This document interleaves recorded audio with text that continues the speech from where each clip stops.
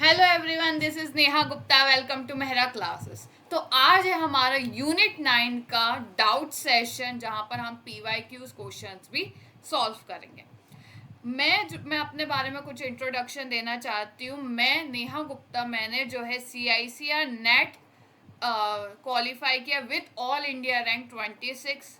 मैंने gate qualify किया है और साथ ही साथ मैंने IIT जैम भी क्वालिफाई किया है विथ ऑल इंडिया रैंक 130। तो चलिए, मैं आपको बताना चाहती हूँ MPPSC असिस्टेंट प्रोफेसर का मौका जो है 1 जून 2025 को आया है, जहाँ हमारा एग्ज़ाम होगा, जो कि बार बार नहीं आता। इसलिए मैं चाहती हूँ, अगर आपने मेरा बैच लक्ष्य मैथमेटिक्स बैच 2025 के MPPSC असिस्टेंट प्रोफेसर के लिए अभी तक ज्वाइन नहीं किया है, तो जल्दी से ज्वाइन कर लीजिए। लिमिटेड टाइम ऑफर है, जो कि आपको 2999 में अवेलेबल होगा, 2999 में। ठीक है। और मैं आपको बता दूं, तो मेरे कोर्स के बारे में अगर आपको मैं बता दूं, तो मैंने यूनिट 8 कॉम्प्लेक्स एनालिसिस जो है क्या है कंप्लीट करवा दिया है। और साथ ही साथ मेरा जो है यूनिट 5 एब्स्ट्रैक्ट एल्जेब्रा कंप्लीट हो चुका है। देखिए, प्रॉपरली कंप्लीट हुआ है, बिना किसी टॉपिक का छूटना, ऐसा कुछ भी नहीं हुआ। हर एक टॉपिक जो है, जो भी सिलेबस में है, मैं अकॉर्डिंग टू डेट करवाती हूँ। और क्वेश्चंस भी जो है PYQs भी करवाती हूँ, और साथ ही साथ एक्स्ट्रा क्वेश्चंस भी प्रैक्टिस करवाती हूँ। और हमारे जो ऐप में आप ऐप देखेंगे, मेहरा क्लासेस ऐप देखेंगे, तो वहाँ पर जो है आप जब मेरे कोर्स में आप देखेंगे, स्क्रॉल करेंगे, तो आपको वहाँ पर टेस्ट सीरीज भी अवेलेबल मिल जाएगी। यूनिट वाइज भी है, फुल लेंथ भी है, सब कुछ अवेलेबल है। और मेरे जो है यूनिट वाइज जो है सारा कोर्स का जो है आपको लेक्चर्स मिल जाएंगे। साथ ही साथ मेरा यूनिट 3 डिस्क्रिट मैथमेटिक्स भी कंप्लीट हो चुका है। और देखिए, मेरा यूनिट 1 जो है कैलकुलस, वो भी कंप्लीट हो गया है। यूनिट 4 जो है वेक्टर कैलकुलस जो है वो भी कंप्लीट हो चुका है। और अभी रिसेंटली जो है यूनिट 9 जो है न्यूमेरिकल एनालिसिस एंड स्टैटिस्टिक्स जो है वो भी कंप्लीट होता है। बहुत स्टूडेंट्स का मेरे पास डाउट होता है, मैम कि आप स्टैटिस्टिक्स भी करवाऊंगी नहीं, मैंने करवा दिया है, क्वेश्चंस भी करवा दिया है। साथ ही साथ theory plus topic wise question जो है आपको मैंने करवाया है। फिर डाउट क्लास में हम जो क्या है पूरे जो हफ्ते के बाद जब हमारा पूरा यूनिट कंप्लीट हो जाता है, हम उसकी क्या है डाउट क्लास रखते हैं, जिसमें हम क्या है कुछ और क्वेश्चंस भी डिस्कस करते हैं। तो मुझे लगता है आपको जो है मेरे कोर्स के बारे में अच्छे से समझ में आ गया होगा। हमारा जो कोर्स है 1 जनवरी को 2025 को शुरू हो गया था। देखिए, अब भी टाइम बाकी है, देर नहीं हुई है। जल्दी से अपने आप को क्या है क्लासेस में एनरोल हो जाइए। तो क्योंकि जो भी कमी जो शायद पिछले एग्ज़ाम में छूट गई हो, या जिन्होंने एग्ज़ाम नहीं दिया हो, तो हमें इस बार तो कोई कमी ही नहीं छोड़नी, इस बार एग्ज़ाम क्रैक करना ही है। ठीक है, चलिए आज की क्लास की ओर बढ़ते हैं।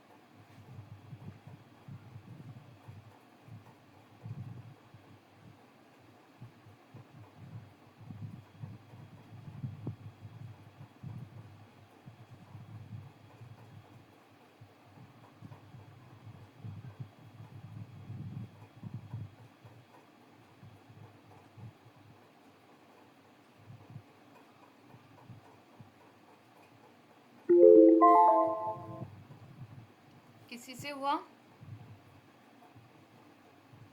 कोई बताना चाहेगा इसका आंसर? काफ़ी मुझे लगता है न्यू स्टूडेंट्स भी ये क्लासेस कैसी चल रही है, कोई बताना चाहेगा?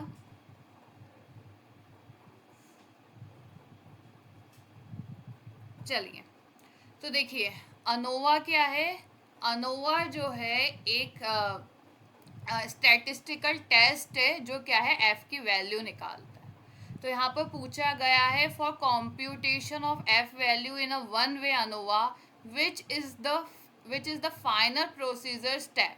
जो मतलब इसमें से ये चार ऑप्शन में से कौन सा ऐसा जो है मुझे रिजल्ट देता है अनोवा। देखिए finding out within the sum of the squares, या finding out between the sum of the squares, या finding out the ratio of within and between the sum of the squares, या finding out the ratio and of between the variance and within the variance. तो मैंने आपको बताया है कि ANOVA जो है क्या है, अनोवा कह दीजिए या कह दीजिए एफ टेस्ट जो वो क्या है, test for ratio of variance के लिए काफ़ी ही हेल्पफुल होता है। अगर आपको कोई भी दो अलग अलग सैंपल दिए गए, उन दोनों का रेशियो मतलब वेरिएंस का रेशियो अगर आपको फाइंड आउट करना है तो हम क्या करते हैं, अनोवा का यूज़ करते हैं। तो देखिए इनमें से कोई भी नहीं है, डी ऑप्शन क्या है करेक्ट होगा। ठीक है, आया किसी को समझ में? हाँ मैम, आ गई।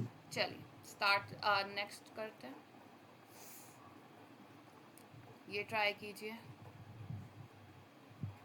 ये एमपी से 2024 में आया है।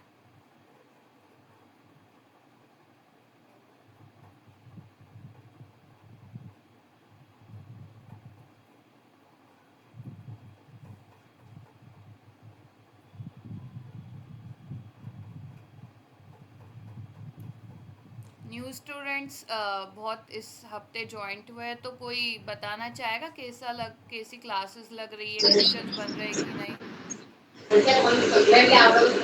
Ma'am, it is my first day. ई अच्छा, टेस्ट आएगा मैम। अच्छा फर्स्ट डे आज।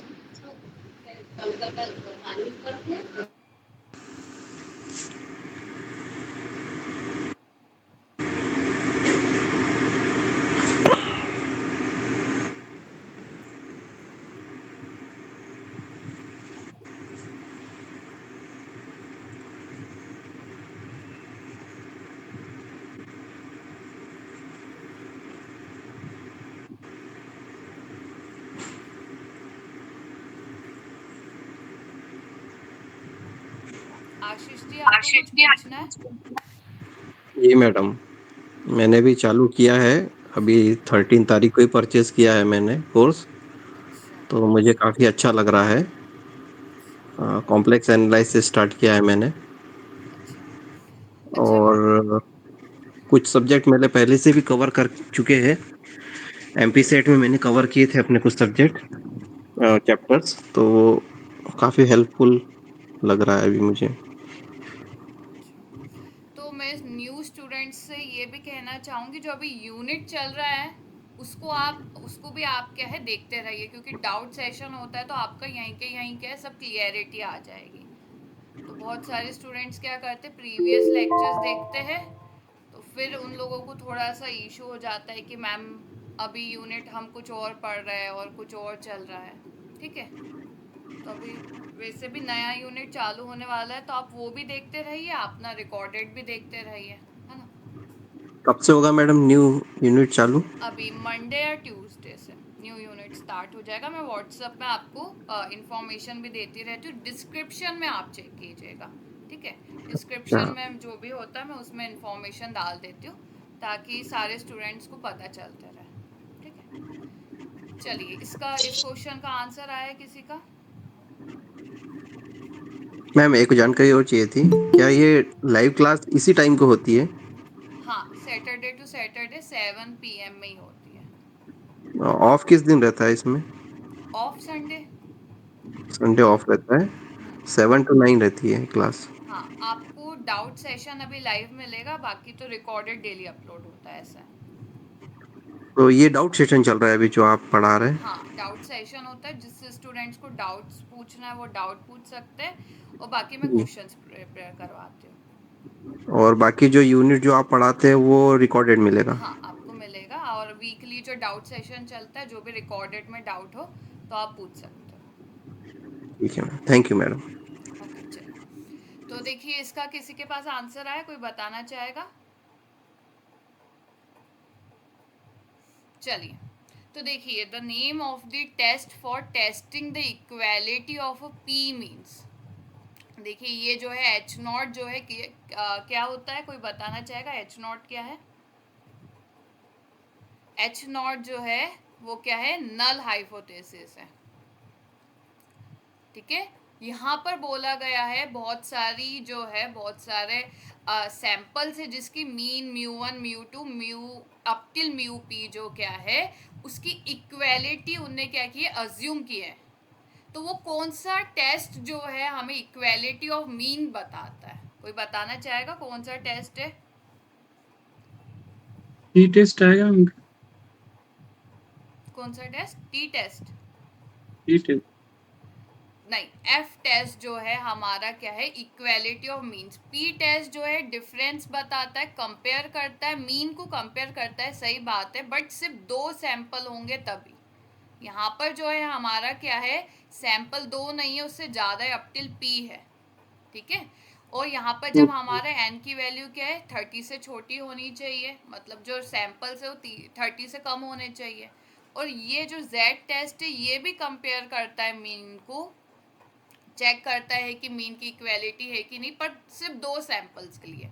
तो एक ये जो है कंफ्यूजन रहता है स्टूडेंट्स को, तो वो मैंने यहाँ क्लियर कर दिया। और यहाँ पर कब करेंगे यूज़? जब मेरा सैंपल जो है 30 से ज़्यादा होगा। ठीक है, काई स्क्वायर टेस्ट एक नॉन पैरामेट्रिक टेस्ट होता है, तो उसमें मीन का कोई लेना देना नहीं है। ठीक है, एफ टेस्ट करेक्ट होगा। ठीक है, आगे बढ़े, चलिए ये वाला क्वेश्चन ट्राई कीजिए।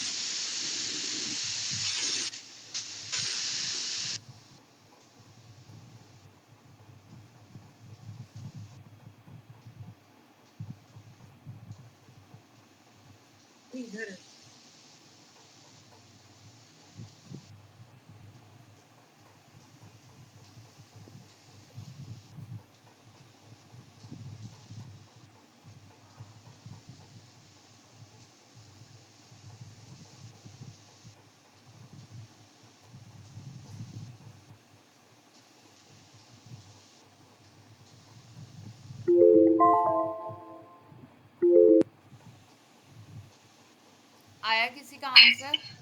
कोई बताना चाहेगा? चलिए, तो देखिए यहाँ क्या पूछा गया है, a bike manufacturing company has 2 plants P and Q. Plant P जो है वो क्या मैन्युफैक्चर करता है, 60% ऑफ बाइक्स, और प्लांट क्यू जो है वो क्या करता है, 40% ऑफ बाइक्स को मैन्युफैक्चर। अब उस 80% of bikes at a plant P and 90% of bikes at plant Q are standard quality. मतलब जो 40% बाइक्स है उसमें से भी जो 80% बाइक्स है उसकी क्या है, वो अच्छी क्वालिटी की, स्टैंडर्ड क्वालिटी। अब क्या हो रहा है यहाँ पर देखिए, a bike is chosen at random and found to be of standard quality. तो मैंने क्लास में भी बताया, देखो यहाँ पर दो बार आपका क्या है, चूज हो रहा है, मतलब प्रोबेबिलिटी हो रही है। क्या हो रहा है, मैं एक बार क्या चूज कर रही हूँ, पहले तो पी और क्यू में से मैं क्या करूँगी, बाइक को चूज करूँगी।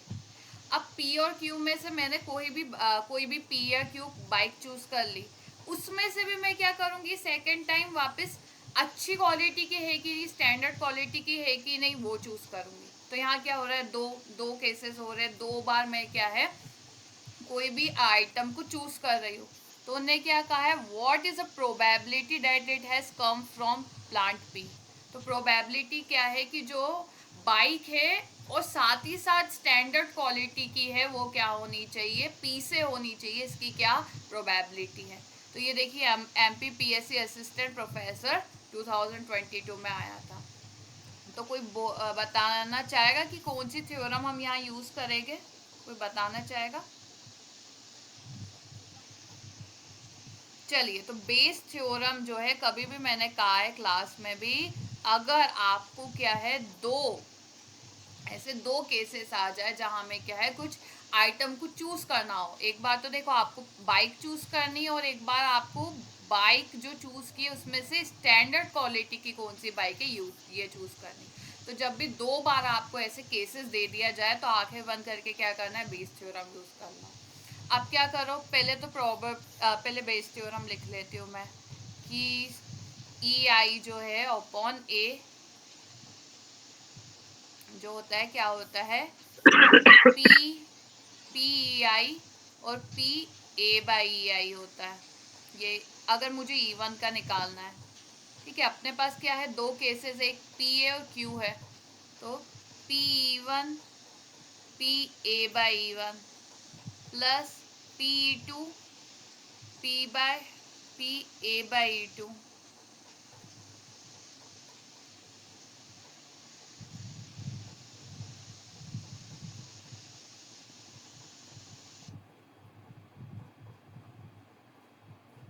ठीक है, चलिए, तो क्या है, अब देखिए यहाँ पर सबसे पहले आप देखिए कि पी जो है, प्लांट पी जो है वो क्या कर रहा है, बाइक को मैन्युफैक्चर कर रहा है, कितना प्रोबेबिलिटी है उसकी, 60% है। तो प्रोबेबिलिटी ऑफ मैन्युफैक्चरिंग बाइक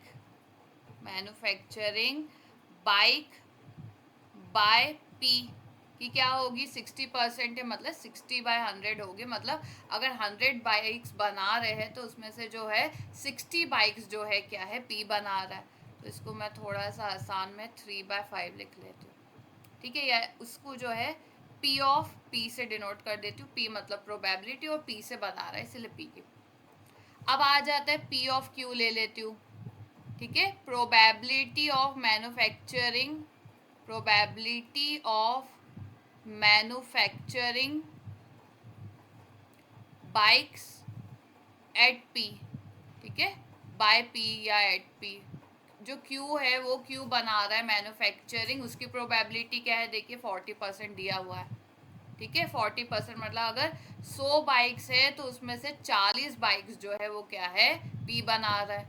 इसको भी मैंने क्या है 2/5 लिख लिया। अब आ जाते, देखो बाइक तो हमारी बन गई है, ठीक है, अब उसमें से जो है पी के पास और क्यू के पास अपनी अपनी प्रोबेबिलिटी की बाइक्स है। उसमें से अब मैं सेकंड क्या कर रही हूँ, पहले तो मैंने बाइक चूज की, उसकी मैंने प्रोबेबिलिटीज बता दी। अब मैं क्या कर रही हूँ, देखिए अब मैं क्या कर रही हूँ, and found to be standard quality. अब मुझे प्रोबेबिलिटी बतानी है किसकी, कि वो स्टैंडर्ड क्वालिटी हो। अगर मैंने क्या है, देखिए कंडीशनल प्रोबेबिलिटी क्या होती है, मैंने पी बाइक को चूज कर चुका है, पर अब मुझे क्या चाहिए, स्टैंडर्ड क्वालिटी की चाहिए। स्टैंडर्ड क्वालिटी को जो मैं क्या है एस से डिनोट कर देती हूँ, ठीक है, एस से डिनोट कर देती हूँ। वो पी की बाइक होनी चाहिए पर स्टैंडर्ड क्वालिटी की होनी चाहिए, उन्हें खुद ने क्या है यहाँ पर आपको दिया हुआ है। कि 80% of bikes at plant P जो है वो क्या है, स्टैंडर्ड क्वालिटी की है, तो इसकी प्रोबेबिलिटी क्या हो जाएगी, 80%। ठीक है, 4/5। और प्रोबेबिलिटी ऑफ क्यू, क्यू मतलब क्यू बाइक अगर मैंने चूज की और उसकी स्टैंडर्ड क्वालिटी की प्रोबेबिलिटी क्या है, वो देखो उन्हें दी गई है 90% है, तो 90 लिख लो। स्टैंडर्ड क्वालिटी की देखो कंडीशनल प्रोबेबिलिटी में क्या होता है, आपने ऑलरेडी नीचे वाला जो डिनोमिनेटर वाला है वो काम कर चुका है और ऊपर वाला जो है वो करने वाला है। तो अगर क्यू बाइक मैंने चूज की, क्यू बाइक में से कौन सी बाइक से जो स्टैंडर्ड क्वालिटी की है उन्हें प्रोबेबिलिटी आपको खुद क्वेश्चन में दी गई है, 90% दिया गया है। ठीक है, तो ये मैं क्या है, अच्छा इसको भी जो है मैं क्या करती हूँ, नीचे 10 इसलिए रख कर देती हूँ, डिनोमिनेटर सेम होगा तो आसान होगा। अब उन्हें पूछा क्या है, देखो उन्हें बोला है कि what is a probability that it has come from plant B, मतलब क्या प्रोबेबिलिटी है कि मेरी जो बाइक है वो भी स्टैंडर्ड क्वालिटी की, वो मैंने पी से चूज की है। तो आप क्या करोगे, बेस थ्योरम यूज करोगे। अब देखो बेस थ्योरम का देखो, मैंने जो है स्टैंडर्ड क्वालिटी की बाइक चूज की है और उन्हें बोला है कि पी से होने की क्या प्रोबेबिलिटी है, जो ऑलरेडी हो चुका है। उन्हें बोला है कि मैंने बाइक चूज कर ली और वो भी उन्हें खुद ही बोला है, देखो मैंने बाइक चूज कर ली और स्टैंडर्ड क्वालिटी की चूज कर ली है, तो पी से निकलेगी ये क्या प्रोबेबिलिटी है। तो स्टैंडर्ड क्वालिटी की बाइक चूज करना हो चुका है इवेंट। अब इसमें क्या लगाएंगे, बेस थ्योरम। जो आपको यहाँ निकालना होता है उसी वाला जो होता है पी वाला ही जो प्रोबेबिलिटी ऊपर आ जाएगी, बाकी सबकी क्या हो जाएगी, नीचे आ जाएगी। तो P of S by P upon P of S by P plus P of S by Q. Values रख लीजिए, क्या आ रहा है, पी ऑफ पी क्या है, देखिए 3/5, P of S by P क्या है, 8/10 अपॉन वापस यही आएगा 3/5, 8/10 प्लस पी ऑफ क्यू देखिए क्या है, 2/5 और एस बाय क्यू क्या है, 9/10। ये नीचे वाले तो पूरे ही कट जाएंगे। ठीक है, मैं इधर लिख लेती हूँ, तो ये हो जाएगा 24 अपॉन क्या हो जाएगा, 24 प्लस 18 हो जाएगा। मैं 3 से यहीं कैंसिल कर देती हूँ, 6, 8/8 प्लस 6, ठीक है 8/14, 4/7 आंसर है। देखो कहाँ पर आ रहा है, सी ऑप्शन, देखो सी ऑप्शन जो है वो मेरा करेक्ट है। ठीक है, आया समझ में, किसी को कोई डाउट, आगे बढ़े, ओके। चलिए।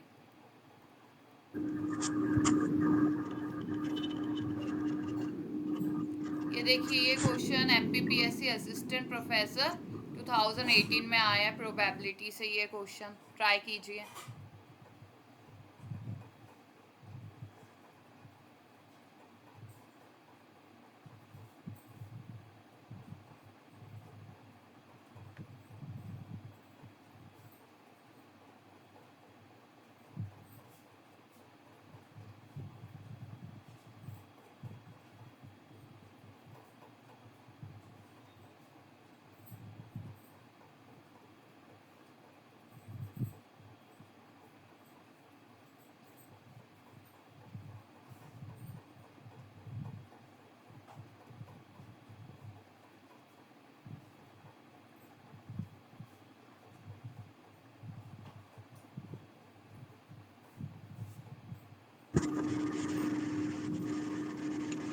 Option A.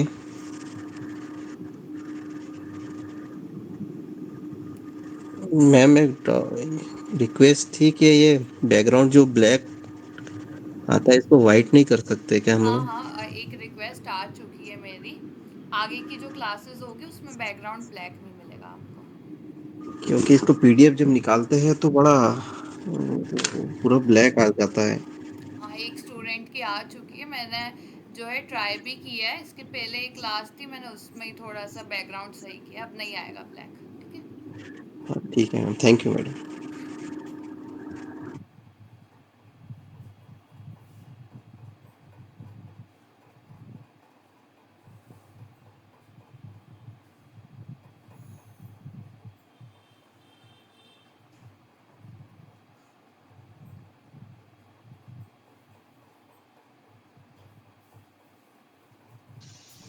Ma'am option number B. चलिए यहाँ पर क्या करना है, देखिए a bag contains 8 white and 6 red balls, the probability of drawing 2 balls of a same colour. यहाँ पर देखिए उन्हें ये बोला हुआ है कि मेरे पास क्या है, 8 वाइट बॉल्स और 6 रेड बॉल्स हैं, ठीक है। मुझे क्या है, प्रोबेबिलिटी बतानी है किसकी, कि मुझे 2 बॉल्स जो है वो सेम कलर की होनी चाहिए। मतलब मुझे टोटल 14 बॉल्स में से जो क्या है, 14 बॉल में से जो क्या है, मुझे 2 बॉल्स निकालनी है जो कि क्या है, सेम कलर की होगी। अब मैंने क्लास में भी बताया, हमेशा जो है कॉम्बिनेशन का यूज़ करो। कॉम्बिनेशन क्या है, या तो बॉल आपकी क्या होगी, दो सेम कलर की जो है बॉल क्या होगी, या तो वाइट होगी, और जब भी या और वर्ड आ जाता है मतलब प्लस आ जाएगा, या तो रेड कलर की होगी, ठीक है।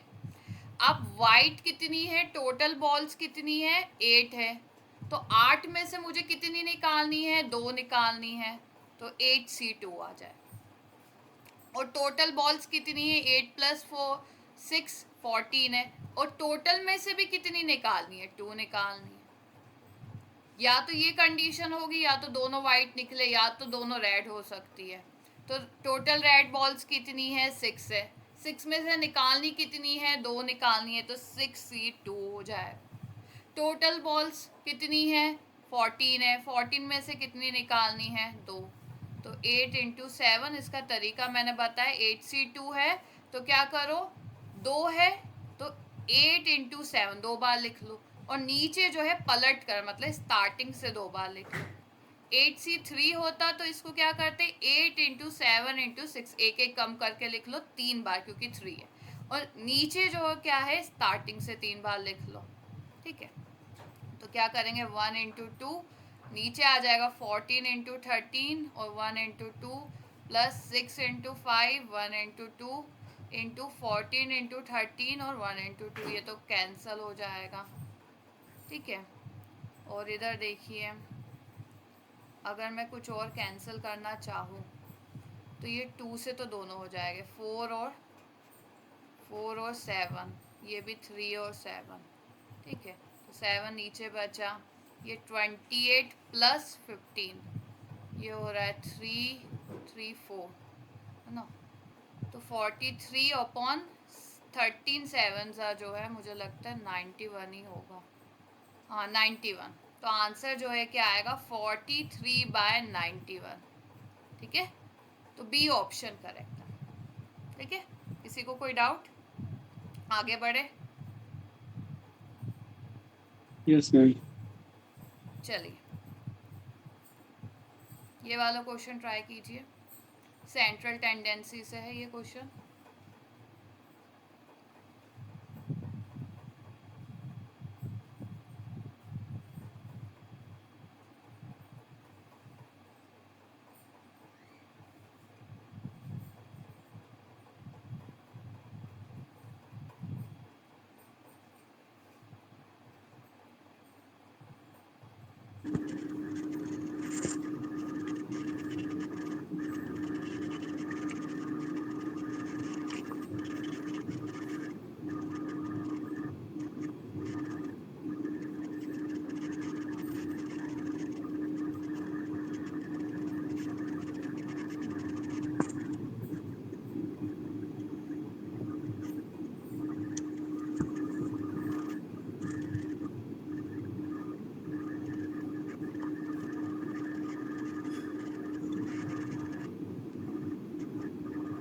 Option B. Number B ma'am.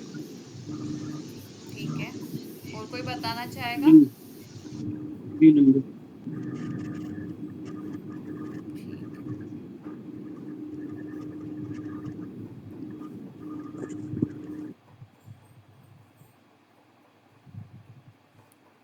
और रचना जी, मयंक जी, आप लोग आंसर बताना चाहेंगे।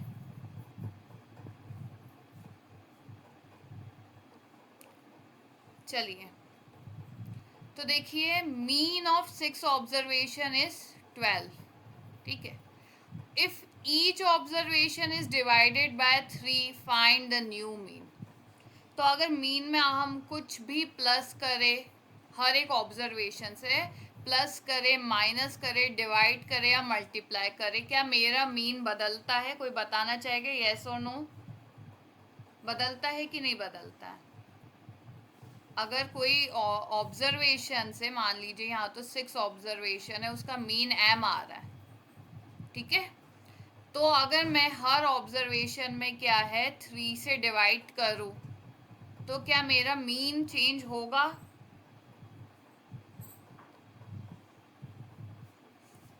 देखिए रिजल्ट आता है हमारे पास, रिजल्ट आता है ये है कि अगर कोई भी ऑब्जर्वेशन है, मान लीजिए x और y, यहाँ पर तो 6 ऑब्जर्वेशंस है, कोई भी ऑब्जर्वेशन से यहाँ पर 2 है, अगर मेरा मीन जो है, मान लीजिए यहाँ तो 12 आ रहा है, मैं m ले लेती हूँ, अगर मैं ऑब्जर्वेशन में कुछ भी, जैसे यहाँ बोला है 3 से डिवाइड हो रहा है, हर एक ऑब्जर्वेशन से अगर क्या है मैं 3 से डिवाइड कर रही हूँ, तो मेरा जो मीन है वो भी क्या हो जाएगा, 3 से डिवाइड हो जाएगा। अगर मैं हर ऑब्जर्वेशन में 3 का मल्टीप्लाई कर रही हूँ तो जो मेरा मीन है वहाँ पर भी जो है 3 का मल्टीप्लाई हो जाएगा, ठीक है।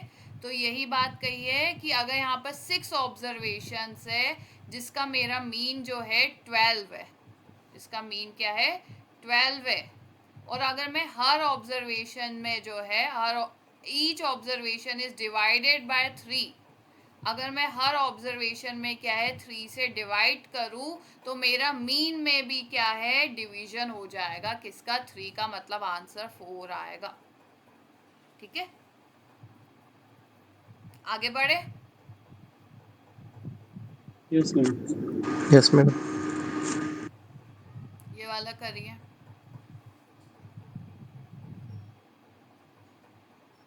A number option. A number option madam. और कोई बताना चाहेगा?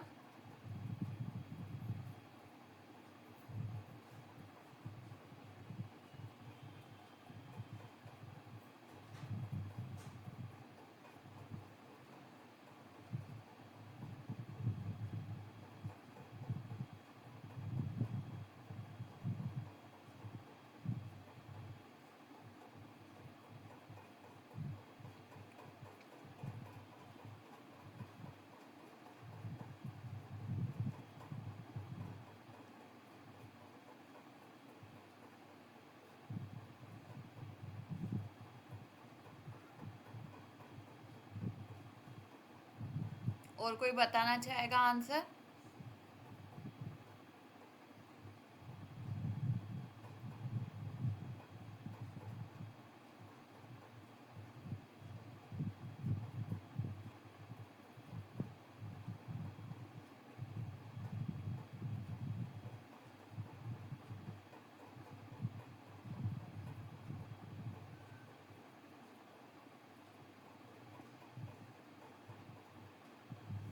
चलिए, तो ये जो है यहाँ पर क्या है, x1 और x2 अगर दो ऑब्जर्वेशन है, उनने बोला है कि रिलेशन बताओ किसके बीच में, अर्थमेटिक मीन, ज्योमेट्रिक मीन और हार्मोनिक मीन।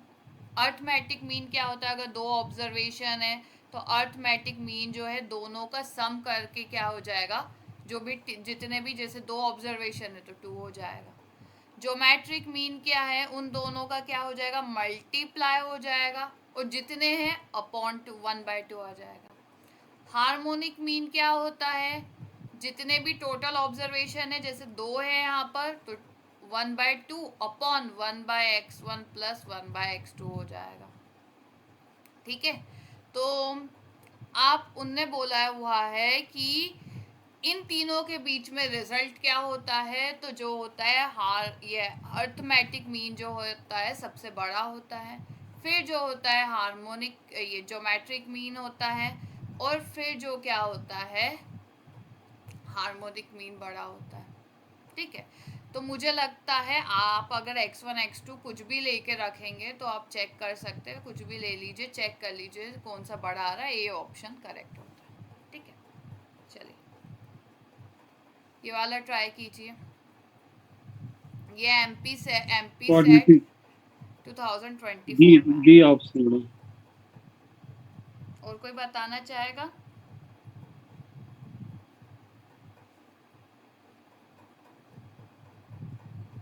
रचना जी, मयंक जी, राहुल जी।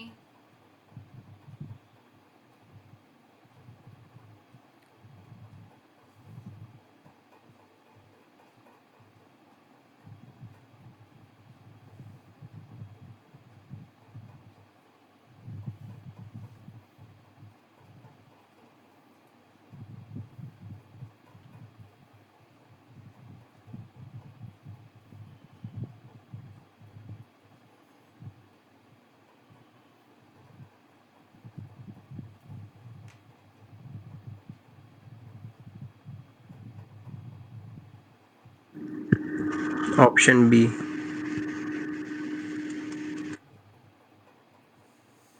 तो rate of convergence of Newton Raphson method जो होती है वो क्या होती है? रेट ऑफ कन्वर्जेंस मतलब कितनी प्रिसाइज जो वैल्यू है मेरी क्या है, कोई भी मेथड हो जिसमें क्या है हम कोई भी इक्वेशन हो उसको क्या है F X is equals to zero की इक्वेशन जो है उसकी अगर हम रूट निकालते हैं तो कितनी कौन सी ऐसी मेथड है जो बहुत एक्यूरेट रिजल्ट देती है, वो होती है न्यूटन रेप्सन मेथड, जिसकी जो रेट ऑफ कन्वर्जेंस क्या होता है क्वाड्रेटिक मतलब 2 होता है। ठीक है, चलिए आगे बढ़ते हैं। ये वाला ट्राई कीजिए। ये एमपी सेट 2024 में आया है।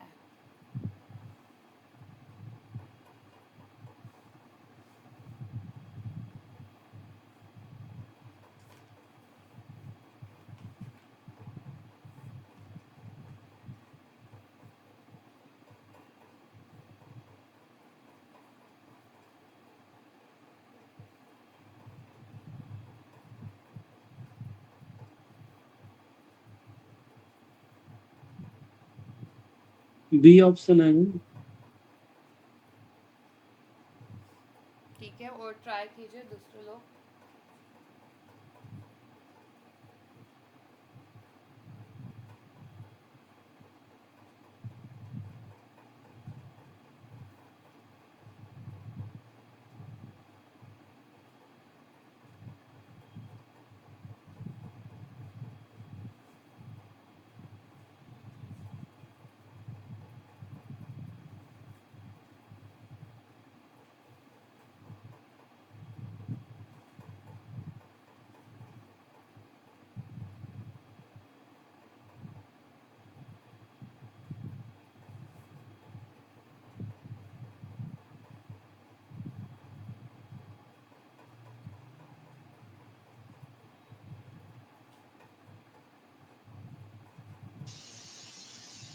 Option number 3।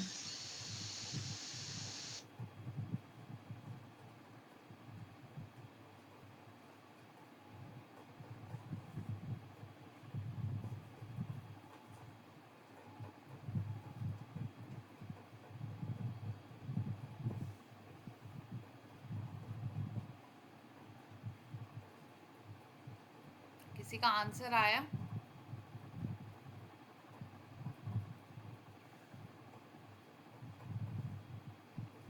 किसी का आंसर आया? और चलिए, सिम्पसन वन थर्ड रूल जो है वो क्या है, यहाँ पर बोला गया है by taking the step length मतलब h की वैल्यू दी गई है and using Simpson's one third rule find the value of, ये जो फंक्शन दिया गया है इसकी वैल्यू बताइए। अब सिम्पसन्स वन थर्ड रूल क्या होता है देखिए, वो होता है एक्स नॉट से लेकर X not plus N H Y D X जो है वो किसके इक्वल होता है, H by 3 X not plus X Y nought plus Y N plus 4 और बाकी 2 में वो जैसे देखिए एन जो है मेरा क्या होना चाहिए, इवन होना चाहिए। ठीक है, तो जो भी इवन वाले जो ये एन होता है, जो भी इवन वाले जो वैल्यूज होती है वो सब क्या आती है 2 के इसमें आ जाती है, ब्रैकेट में आ जाती है up till Y N minus 2। और बाकी जो छूट जाती है वो वैल्यूज जैसे y1 y3 ठीक है, अप टिल yn-1 जो है सारी वैल्यूज 4 में आती है। ये सिम्पसन्स 1/3 जो है फॉर्मूला होता है। ठीक है, अगर मैं इस क्वेश्चन में आपको बताऊं, एक और रिजल्ट है सिम्पसन्स 1/3। क्या मैम हम ये पूरा लगाएंगे? नहीं, देखिए इतना पूरा करने की जरूरत नहीं है। एक रिजल्ट होता है, अगर मेरा y जो है वो क्या है, y जो है इस मतलब मान लीजिए अगर मेरा जो फंक्शन है वो कैसा है, क्वाड्रेटिक है, क्वाड्रेटिक फंक्शन है या उससे ज़्यादा है, क्वाड्रेटिक ले लो या उससे ज़्यादा है, क्वाड्रेटिक या उससे ज़्यादा हो, तो मेरी अगर क्वाड्रेटिक हो उससे ज़्यादा मेरी इक्वेशन हो, मतलब जो डिग्री है या तो 2 हो या तो उससे ज़्यादा हो, तो मेरा जो सिम्पसन्स 1/3 फॉर्मूला है वो क्या देता है, एरर लेस रिजल्ट देता है। ठीक है, उसमें कोई एरर नहीं होता है, तो हमें ये फॉर्मूला लगाने की बिल्कुल भी ज़रूरत नहीं है। हम क्या करेंगे, क्योंकि ये 3 डिग्री का है, 2 से ज़्यादा है, डायरेक्टली हम क्या करेंगे, इंटीग्रेट कर देंगे। 1/4 और 0 रख लिया, तो आंसर क्या आएगा, 1/4 आएगा। ठीक है, किसी को कोई डाउट? आगे बढ़े? जी मैडम। चलिए, ये देखिए एमपी सेट 2022 में आया है। अच्छा, एक बात और मैं बताना चाहूँ, इधर मैंने जो है ना हार्मोनिक जो है 1/H जो है मेरा हार्मोनिक मीन का फॉर्मूला होता है, ये करेक्ट कर देना। चलिए, ये वाला ट्राई कीजिए।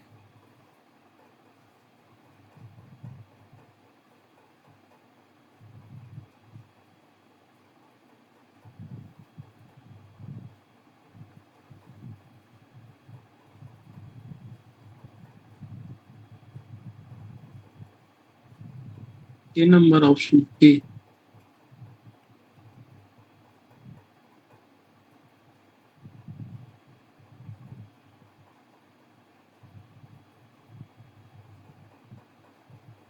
और कोई बताना चाहेगा?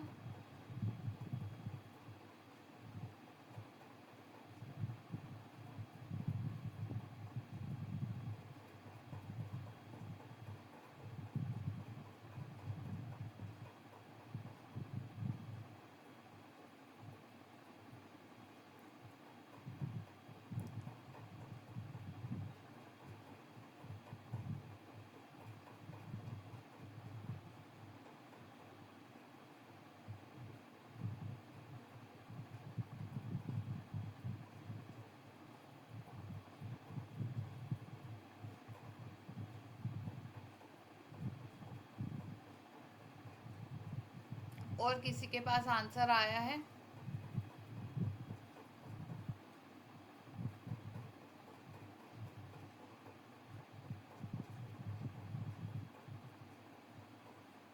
चलिए, तो objective of Gauss elimination method is to reduce the coefficient matrix A of a system linear equation. तो मतलब देखिए बेसिकली हमें क्या है, लीनियर इक्वेशन दी गई रहती है किस फॉर्म में, x1 plus x2 up till यहाँ पर a1 a2 up till an xn, या ये जो होता है b1 x1 plus b2 x2 up till bn xn is equal to ये होता है मान लीजिए c1 c2। अगर इस तरीके की हमें कोई इक्वेशन दी जाए तो हम क्या है, अप टिल इसके भी बहुत सारी चलती रहती है, अगर इस तरीके की इक्वेशन दी जाए हमें क्या है, x1 x2 xn की क्या है वैल्यूज निकालनी रहती है, तो हम किसका मेथड का यूज़ करते हैं, गॉस एलिमिनेशन मेथड का यूज़ करते हैं। तो उन्होंने सीधी बात ये कहा है कि गॉस एलिमिनेशन मेथड है, हम क्या करते हैं, ये इक्वेशंस को क्या है मैट्रिक्स के फॉर्म में लिखते हैं। मैट्रिक्स कैसे, ax इंटू बी के फॉर्म में। तो ये जो ए मैट्रिक्स होती है वो कैसी होती है, जहाँ सारे कोफिशिएंट आ जाते हैं a1 a2 an b1 b2 bn। तो मेरा जो ये मैट्रिक्स का टारगेट क्या होता है वो उन्होंने पूछा, व्हाट इज द ऑब्जेक्टिव, ये मैट्रिक्स को जो है अगर मुझे सॉल्यूशन निकालना है तो ऑब्जेक्टिव क्या है। तो मेरा ऑब्जेक्टिव ये होता है कि मुझे ये मैट्रिक्स को क्या है, अपर ट्रायंगुलर फॉर्म में कन्वर्ट करना है। ठीक है, तो बस ए ऑप्शन करेक्ट होगा। सेकंड ऑप्शन है लोअर ट्रायंगुलर में नहीं, आइडेंटिटी में नहीं, नल मैट्रिक्स में नहीं। ठीक है, तो ये हम जो है रिजल्ट बेस्ड क्वेश्चन था जो कि सेट 2022 में आया था, डायरेक्ट क्वेश्चन था। चलिए आगे बढ़ते हैं, ये वाला ट्राई कीजिए, ये भी सेट 2022 में ही आया है, पिकार्ड मेथड का यूज करके सॉल्यूशन निकालना है।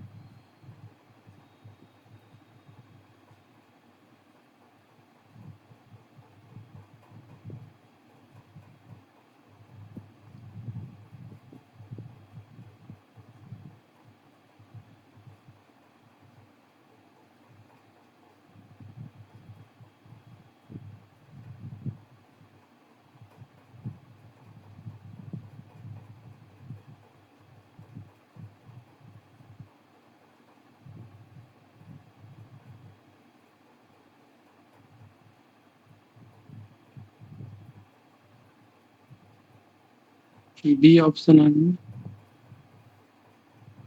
और किसी का आंसर आया, कोई बताना चाहेगा?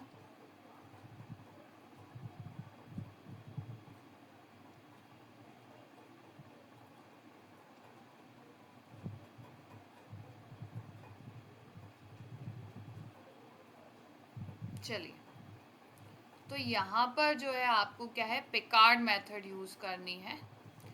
बोला गया है using Picard method the value of second approximation of differential equation, जो ये डिफरेंशियल इक्वेशन दी गई है जहाँ पर हमें ये क्या है इनिशियल वैल्यू प्रॉब्लम्स दी गई है, तो इसका आंसर क्या होगा।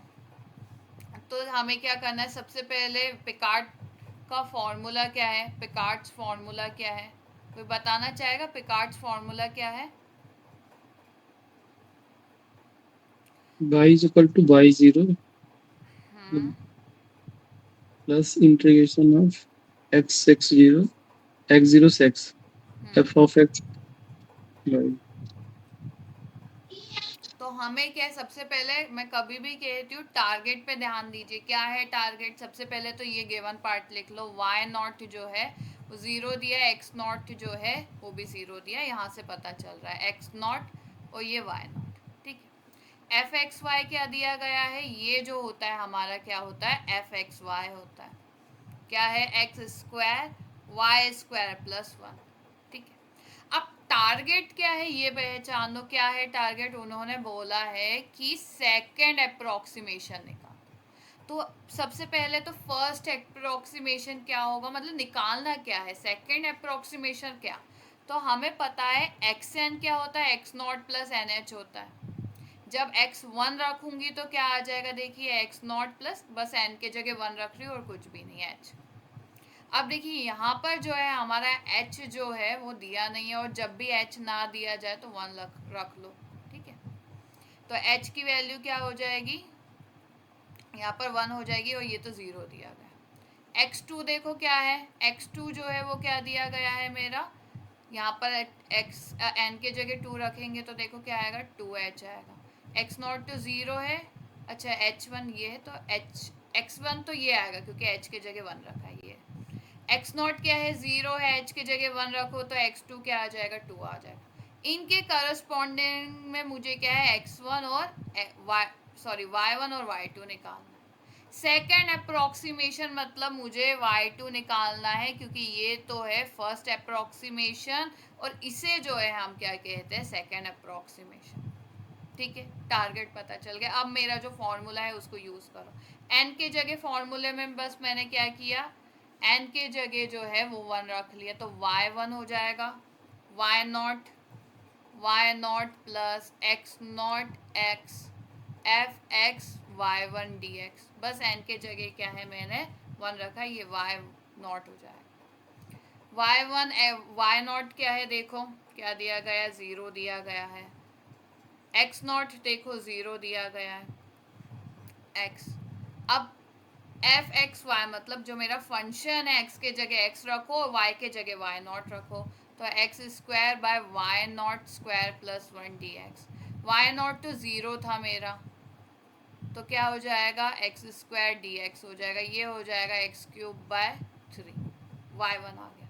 अब हमें क्या निकालना है, हमें निकालना है y2 निकालना है, तो n के जगह क्या रख लो, बस इसमें 2 रख लो, तो y2 हो जाएगा y0। n के जगह बस मैं अपने फॉर्मूला में 2 रख रही हूँ, f(x) y1 dx। ठीक है, देख लो वह n के जगह 2 रखा है। ठीक है, अब बस मेरी जो गिवन वैल्यूज है उसको रख लो, y0 के जगह 0, x0 के जगह 0 और f फंक्शन क्या दिया गया है, फंक्शन देखो क्या दिया गया है, x square upon y square plus y1।